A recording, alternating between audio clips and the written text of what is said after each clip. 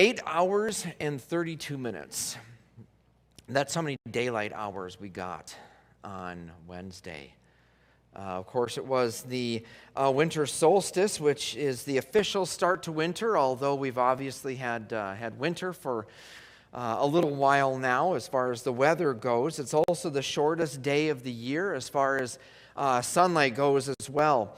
8 hours and 32 minutes of sunlight means that we had 15 hours and 28 minutes of darkness. And on Wednesday, if you remember, it snowed all day. So we didn't even see the sun. We just saw a overcast bunch of white coming down. So it wasn't like we got much sunshine at all. And that might sound kind of depressing, but consider what solstice looks like for people in, say, like Finland. If you're in the southern part of Finland, you will get a meager 6 hours of daylight. And then that's 2.5 hours less than what we get. But then if you're in the northern part of Finland, the solstice begins 54 days of what we call a polar night. And a polar night is when there's not even a bit of the sun's rays that come over on the horizon for that amount of time. And so if you're in northern Finland, starting on the winter solstice, you will not see any sunlight again for 54 days. Can you even imagine that? Now, I love winter. I love the snow. Believe it or not, I actually appreciate the cold. I would take weeks like this over 80 degrees and sweltering and humid any day. I guess I was born to be a Minnesotan. But the hardest part of winter for me really is the lack of daylight, combined with the fact that most days are overcast. We don't get a whole lot of sunny days in the winter. It's really pretty depressing.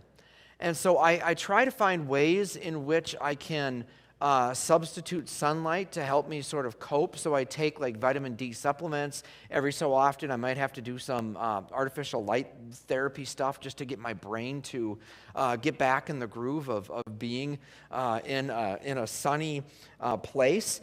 Seasonal affective disorder is a real thing. Living in a place like Minnesota can be really a dreary type of a few months.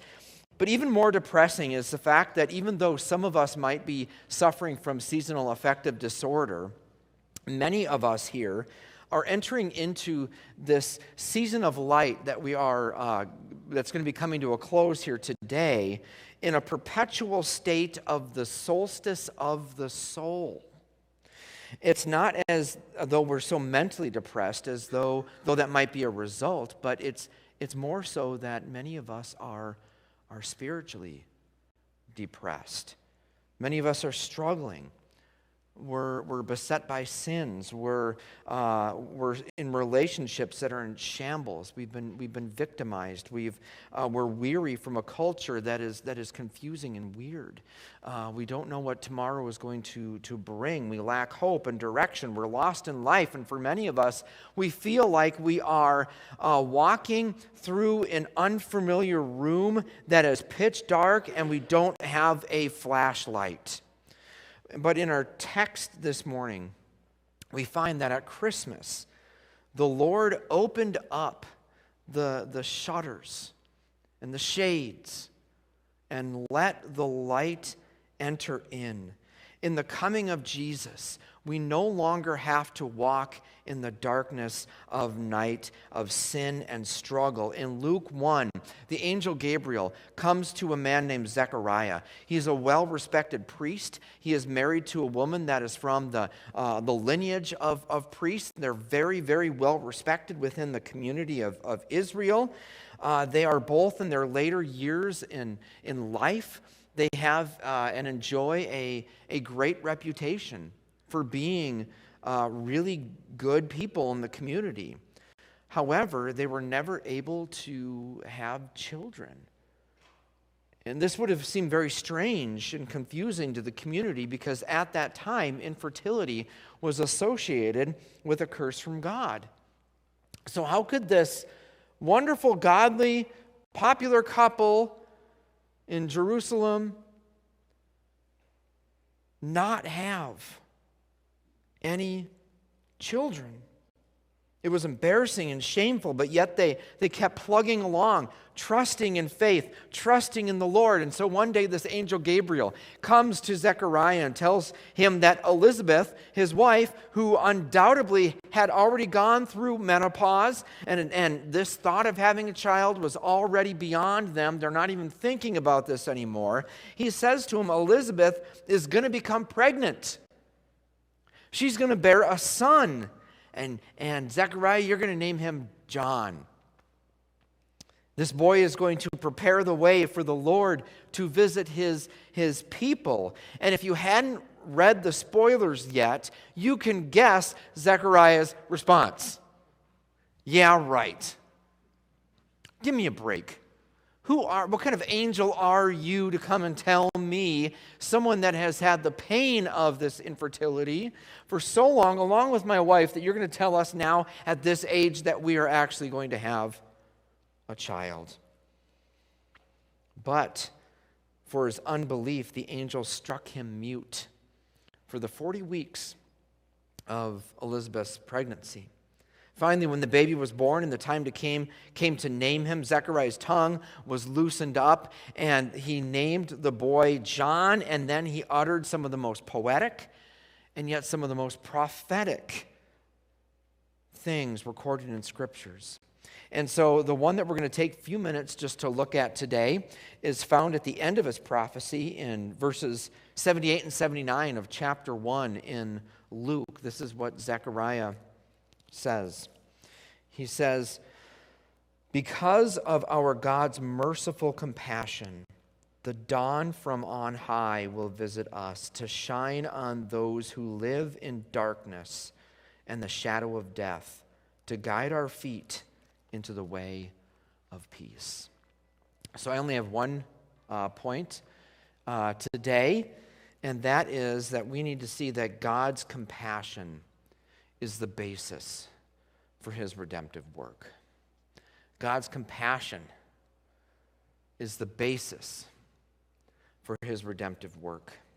To get the full sense of what Zechariah is saying here, we need to back up just a couple verses. So look with me in verse 76, if you will. He turns from this amazing proclamation of the goodness of God, and now he addresses his baby boy, John. And he says, and you, child, will be called a prophet of the Most High, for you will go before the Lord to prepare his ways, to give his people knowledge of salvation through the forgiveness of their sins. So in that one sentence, notice that Zechariah summarizes the entirety of John the Baptist's mission and ministry. He is the final prophet of God. After him, there are no more prophets. All the prophets that had come were leading up to him. And his task was obviously to clear the road for the Lord. It's as if he is the one that goes before a great king and clears the highway for them and says, hear ye, make room for the king, so that everybody can get to the side of the road, and let the king come in. And in doing so, his job is to proclaim the good news of the salvation that comes with this king through the forgiveness of sins. Every Jew in John's time would have known that there is absolutely no forgiveness outside of God. And so the implication here is that whatever the identity of this man that John is preparing the way for, is himself the fullness of God. God in the flesh. And now in verse 78, Zechariah tells us the reason that the Lord will come to bring salvation through the forgiveness of sins. Notice he says, because of our God's merciful compassion, the dawn from on high will visit us to shine on those who live in darkness and in the shadow of death, to guide our feet into the way of peace.